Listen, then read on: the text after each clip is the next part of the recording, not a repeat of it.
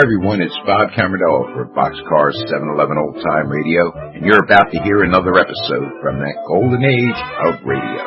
Don't forget, gang, you're just an email away, boxcar711@hotmail.com.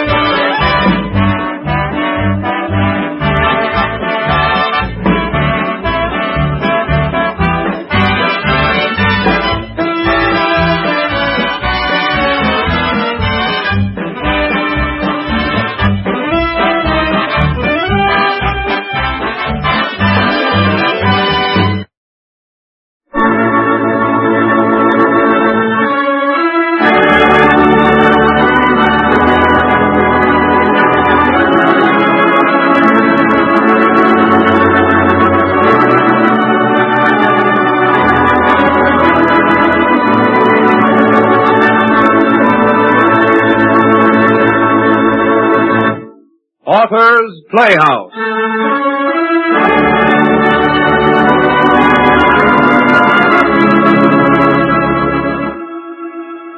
If anyone had told me when I left the States I'd fall for an English gal, I'd have told them they was nuts. But that was before I met Joan. Joan was English. She talked different from us folks, but what she had to say amounted to the same thing. I learned to love that gal. Yes, sir, I wouldn't take $1 million for Joan. Did I say $1 million? Say, I love that girl more than life itself.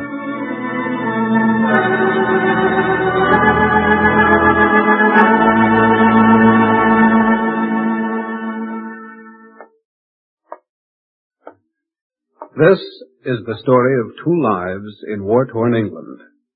The tale of love between Buster Menton, navigator with the American Air Force, and Joan Warwick, an English girl. Author's Playhouse presents McKinley Cantor's inspiring story, Forever Walking Free.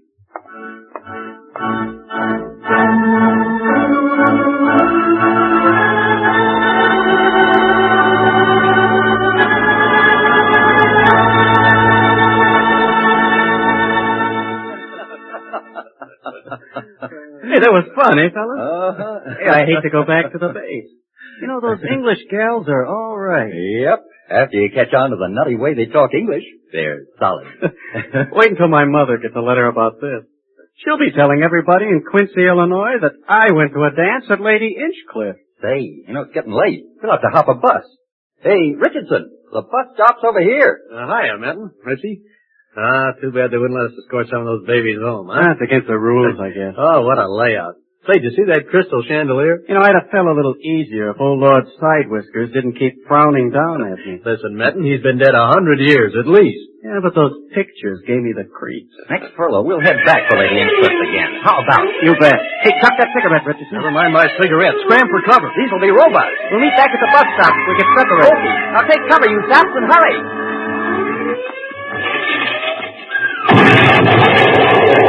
Next sentence to the shelter there. It's you there. There, miss. Better take cover. Thank you, I'm all right. Oh, there goes my stocking. Butters, jellies with their rocket bombs. Goodbye, will go off in the There was a robot. I saw one. Never mind, I won't be frightened. You don't have to worry until the motor stops. Oh, there goes my other stocking. Hey, sister, what gives? Oh, I'm all right, thank you. Here, let me help you out. Sorry. Quite a show, eh, sister? What'll those Nazis think of next? Everything's all clear, miss. You can get along now. Oh, thank you. What are you, RAF? Heck no. Just good old USA. Should have known. Why? I mean, how come you should have known I was an American? It's dark in here. Well, naturally, your voice. Oh, yeah? I bet you can't tell what part of the States I'm from. Let me see now. You're not from below the Mason-Dixon line, are you? No, not me. Hey, where'd you ever pick that up? He's laughing now, but probably soon he'll want to begin pouring, the way it always ends. They're nice chaps, Americans, but they invariably begin pouring. And then you have to get angry, and then they say, well, not to you, babe, and sulk for a while. And then they escort you home, usually, like perfect gentlemen, and talk about other things, but they don't come back again. Hey, what's the matter? You dreaming? I said, where'd you ever pick that up? Oh, well, you're not the first American I've met. Touché. Cigarette? Oh, thank you. We're grateful to you, you know. You boys have been giving Berlin what for. Well, well. A blonde. What's it? Oh, nothing. Here's a light. Oh, thank you. Oh, I like American cigarettes ever so well. I like you ever so well. I saw you tonight, dancing at Lady Hinchcliffe. You were so popular, I never got a chance to get near you. I've been going there for a long time helping out so the boys all know me. It's not that I'm so popular. You're modest, too, as well as beautiful. You American boys, you try so to be funny. Why? What's so funny about that? Why, an English boy would have had to know you for years before he would tell you that you're beautiful. Well, Americans get down to business. You know, what's your name, honey? Joan Warwick. What's yours? Menton. Lieutenant J.A. Menton. Buster to you. Buster. I say that's your, what do you call it, a nickname, isn't it? Yeah, everybody always called me that back home. But you know how it is in the Army. In the Air Forces, everybody calls you by your last name. They just say Smith, Johnson, Klingberger, Riley, Levinsky, or whatever it is. Oh, I hope Jelly doesn't send those rockets over again tonight. We haven't had any for weeks. Thought they'd all been cleared out. Hey, look here. Come down to the bus stop with me. I have to meet 2 friends there, and then we'll all take you home. Holy mackerel, I can't. Look at the time. Well, it's quite all right, really it is. My bus comes right along here. And I have to make one, too, or I'll be late back to the field. And that, my love, is serious business. Hey, look. May I see you again next leave? When will that be? Oh, perhaps next Tuesday. Perhaps the one after. I'll come to the lady what's-her-name's and dance with you. And then we'll go someplace after, huh? What do you say? Well, we're not allowed to let the chaps take us home. Yeah, but suppose I don't get there in time. I won't be able to see you at all. Hey, look. If I don't make it until late, and you were standing here waiting for your bus, and I came along, well, Lady Hoosiers couldn't object to that. Oh, you Americans. Hey, what do you say, huh? We'll try to get to the dance. But if we don't... Then I'll see you Tuesday a week. Right this very spot. You know, I never thought I'd fall for an English girl. But you know, you're wonderful. And you're ever so funny. Oh, here's my bus. So long, baby. I'll be looking forward to our date. And so shall I. So long, Joan. Goodbye, Buster. A diggity dog.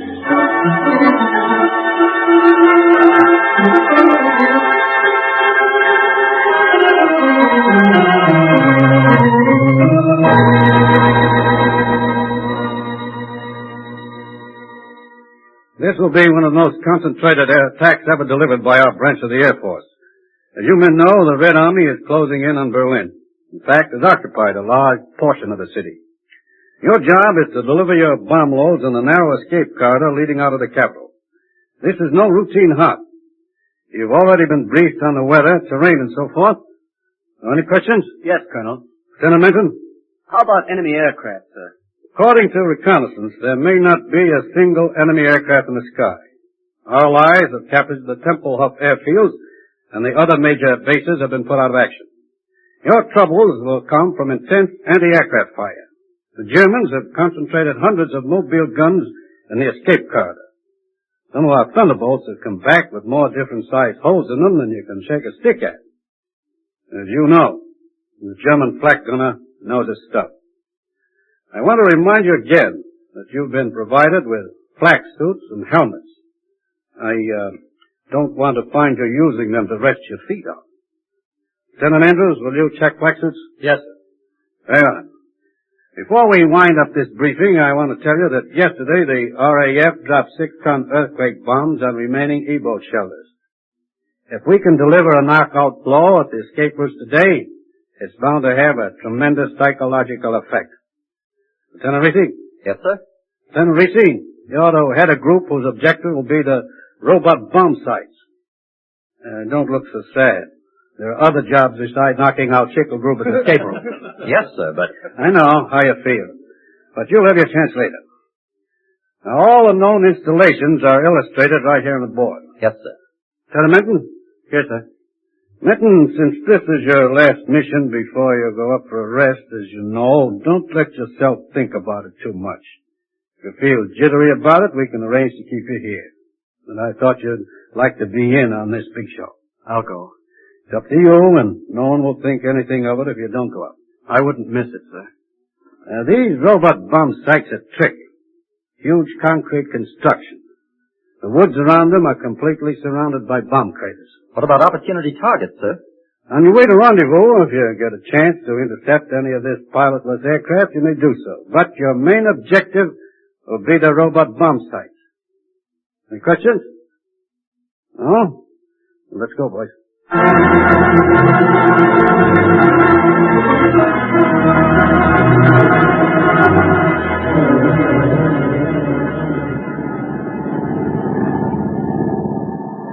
Pilot to navigator.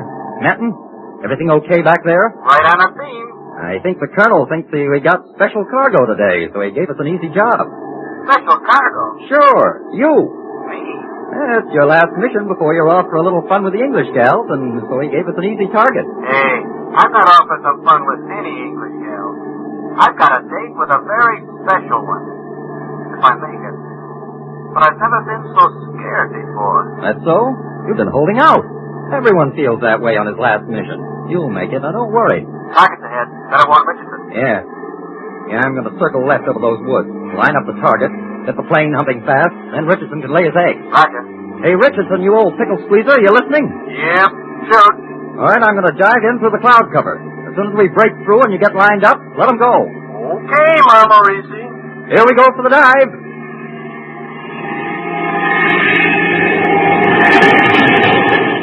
Here's the target, dead ahead. There they go.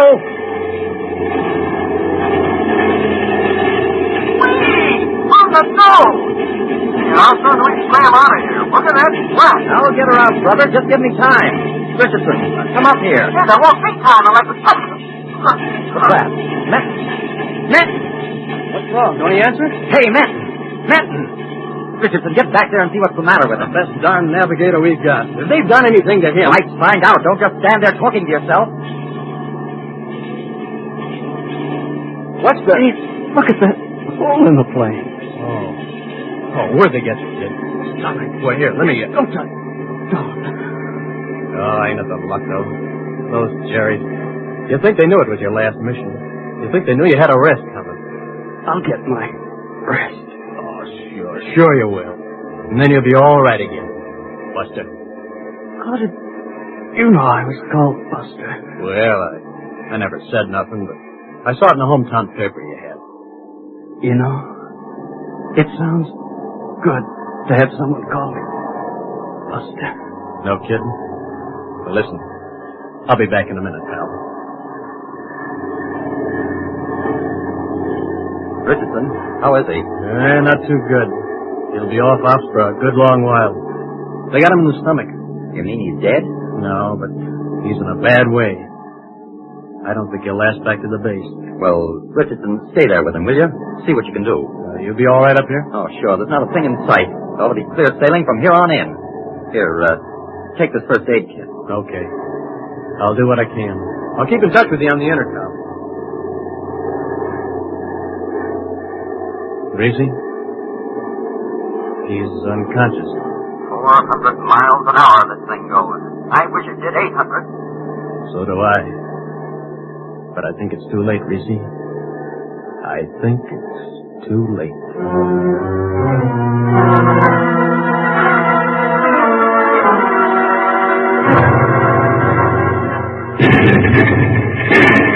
Hey, you miss! Run to the shelter! Don't stand out there in the open with those blocks of robots falling every which way! I'm waiting for someone at this bus stop. I'm all right, Miss Dory. Well, go ahead. Be a fool if you want to. You don't need to be frightened until you hear the motor stop. It won't fall as long as they're going. Here it comes! The motor is stopped! Duck! Oh, God, it's coming right at me.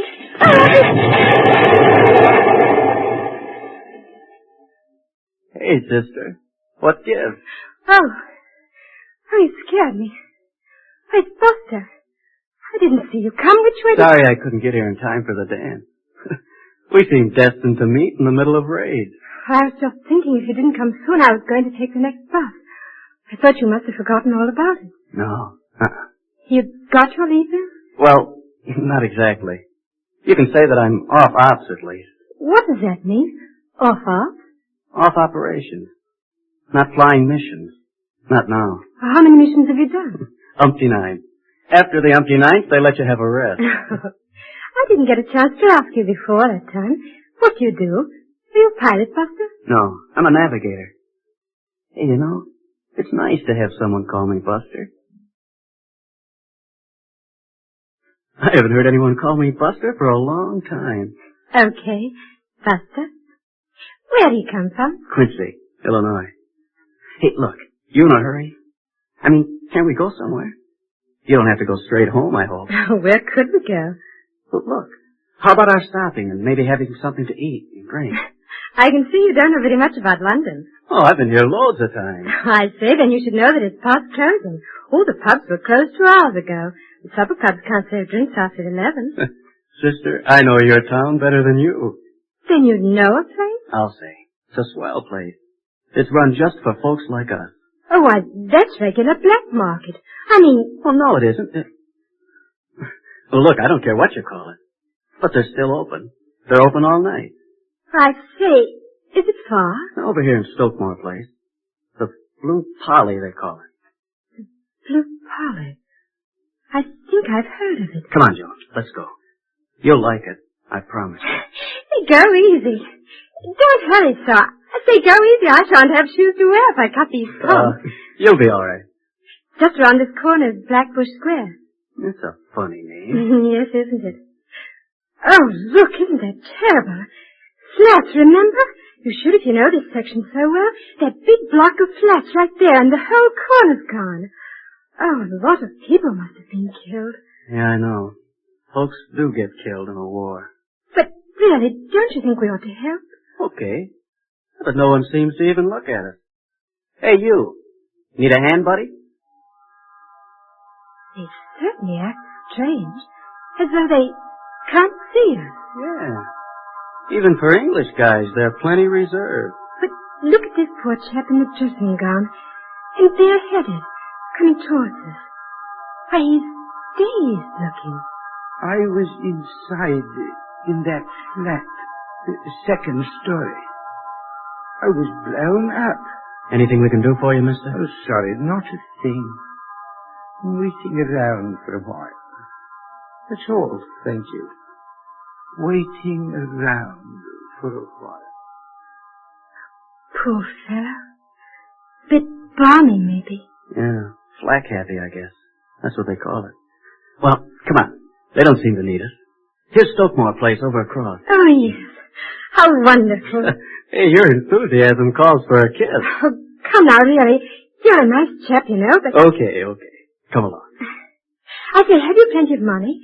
I mean, it might be frightfully expensive. Don't you worry your little head. Oh, Buster, boy. I've never seen the like, really. And I thought Stokemore Place was practically all bombed out. Ever see anything like that? Well, they're lined up 3 deep in front of the bar. But they aren't making any noise. Why, it's such a bar. I haven't seen the like of it in years. Not since early in the war. But it's so quiet. There are lots of people. But the place sounds empty. Lots of RAFs at the table. There are not many Americans. Oh, Buster, I don't care how quiet everyone is. All I know is that it's fun being with you. Hey, there's a waiter. Hi. Table against the wall, eh? One of those little ones, please. Buster, I think I see a mink coat. An honest-to-John mink coat. And you look fine yourself. No, I don't. One of my stockings has a ladder in it. It's so crowded, who'll see it? And who cares? I don't. You like it, Joan? Oh, it's heaven. I didn't know there was a place like this anymore in all London. I'm glad you like it. Remember? I prophesied you would. Righto. And won't you call that waiter back? I'm famished. A menu, please. Thank you. Why, Buster, no canned meat. Not an ounce of the stuff listed. Jam and salad and cold sliced ham and shrimp. Actually, a shrimp salad. In season. They'd have oysters, too, now, wouldn't they? Oh, absolutely. But I wouldn't eat them on a bet. I thought all Americans loved oysters. Not me. I'm from the Middle West. We don't have them out there. But one of the very next meals I have is going to be sweet corn. Oh, but you can't get any here, can you? No, not here. But I'll get roasting ears pretty soon. Don't worry about that. Where? At your base? I see. Where are you stationed? Brookwood. Yeah, that's it. Brookwood. Funny. I couldn't think of its name for a moment. I guess I shouldn't have asked that, should I? Slip of the lip may sink a ship. Ever hear of my place? Oh, yeah. Brookwood. I must have known someone stationed there before. It's down south, in Surrey, isn't it? Yeah, that's right. Lots of Air Force fellows are down there. RAFs, too. Not only British RAFs, we've got all kinds. Canadians and Australians. Some Poles and Czechs, too. No, I mustn't talk about your base. Well, let's talk about you, Joe. Where do you work? MOI. What's that? A British Ministry of Information. I'm on the telephone. Switchboard, you know. You sorry you met me? Oh, not a bit of it. I like you. I love you. Buster, you shouldn't say things like that, now should you? Why not? Because it's... I do love you, Joe. I've been looking for you, I guess. Where? All over the Midwest and all over Britain. I've walked around in blackout and daylight, and I've never found anyone like you, anywhere. What do you like especially about me? I'd like to hear you tell me. Well, first it was the way you came toward me, there in that alley. And then your voice. And you've got a kind of funny little cute way. Your voice is sort of warm, and I guess I could talk to you without much trouble. You could? And I like the way you walk. Oh, now, Buster. On the way to this table, I walked behind you, and I liked everything about you. That coat is sort of worn, but I like the way that it hung, and, well, the way it sort of swung when you walked. Buster. I mean it. Every word. Oh, no. Oh, here comes our food. Ham, Buster. Honestly, I wouldn't have believed it. But look, no one says anything, but they're smiling at us. With us. Come on, let's eat. Buster, you said that the Blue Polly was open practically all night. Absolutely. Well, let's actually stay all night, shall we? And eat and be merry? Okay for me, baby.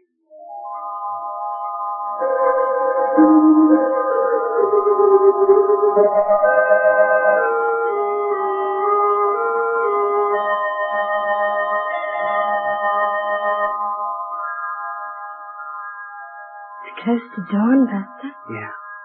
Not a soul around. Oh, seems like ages since I heard the all clear. Her feet sound funny. The streets are so quiet. Somebody's still out. Way down the street. Fire engines and workers. Clearing away the wreckage still.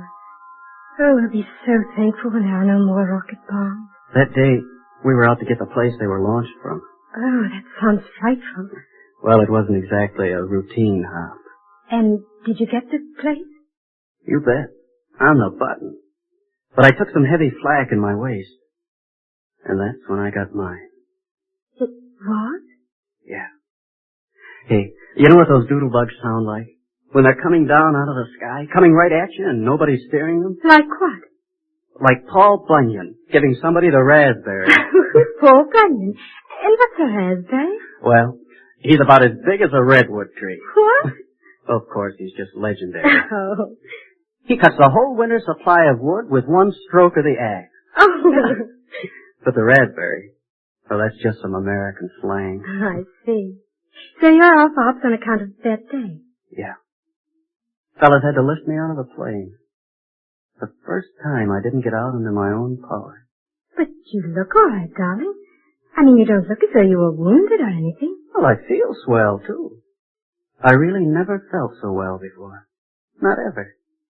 And now especially, having found you. Now especially, I want to keep you with me. Just like this. And keep walking. Always. Oh, I'd like to, but I can still catch a bit of shut-eye before work if I hurry back to my room. Work's got to be done, you know. The war's got to be won. Sure. But not by us. Why so? I mean, why not? We're all in it, you know. Look, I want to take you everywhere. Didn't you ever feel like that? Like you wanted to get up and wander? Where would you like to go? Oh, I'll take you. Just over a rooftop. We could start right now and forget about the war and everything and just keep walking. Quincy. I'd sure like to show you Quincy. I'll bet $10 you never saw anything that remotely resembled the Mississippi River. We could have picnics in the brush over on the Missouri side. And then just keep on going. Yellowstone Park, geysers, painted rocks and things. I always did want to go there. Oh, it would be ever so wonderful, just like you say. If we could go off and wander everywhere. Buster, you'd really want to take me? You've known me such a little time. Baby, I'm a good picker. Ask the guys down at Brookwood. They'll tell you. Hey, move over. Here comes a policeman, and he's using the entire sidewalk. Buster, that Bobby, he walked right through Well, it. how's about it, baby? Are you coming with me to Quincy and Yellowstone? Brookwood. Brookwood, a wide place. Grass and rhododendrons, and the train runs on the hillside above that valley. Where did you say you were stationed? Brookwood. It's down in Surrey. Yes, I know. Let go my arm. Let go my arm. Darling, don't be afraid. There's nothing to be afraid of. I mean that, honestly. Brookwood, the cemetery. It's a military cemetery. I remember now. I was there once with Sylvia Williams. Her fiancé was killed in the RAF, and he's buried there. Joan, darling. That's why all those people didn't see us. The man we passed in the dressing gown. The one in the wrecked flat. He was dead, too. Now I remember about the Blue Polly. It went with Mr. Stokemore Place in May of 1941. Oh, you're frightened. All those people in it when the bomb came down. A different kind of bomb from tonight and yesterday. And that bomb in Wickham Road. I kept running and I ran and ran and I said it never touched me. And then I ran into the turning under the archway and you helped me after I fell. Sure, I helped you. I can't believe it. All those people, that policeman never saw you. He never saw me either. And I hear more people coming toward us. And they don't see us. They never will see us. They'll walk right through us as though we were air. Joan, you're frightened, aren't you, hon? Yes. Yeah, hold tight to me. You'll soon be. You won't be scared any longer. And then we'll start wandering off. Just anywhere in God's green world that you want to go. It doesn't matter. Anywhere. Feel better now? Yes. Oh, Buster, put your arms around me. Always, Joan. Always.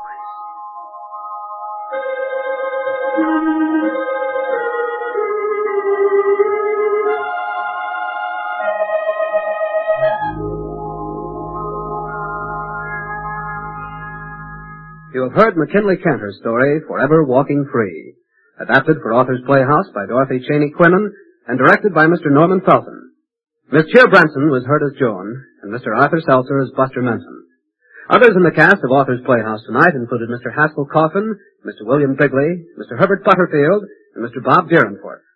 The music was arranged and played by Mr. Elwin Owen. Next week, same time, same station, Authors Playhouse will bring you Wilbur Schramm's hilarious fantasy, Grandpa Hopewell and His Flying Tractor.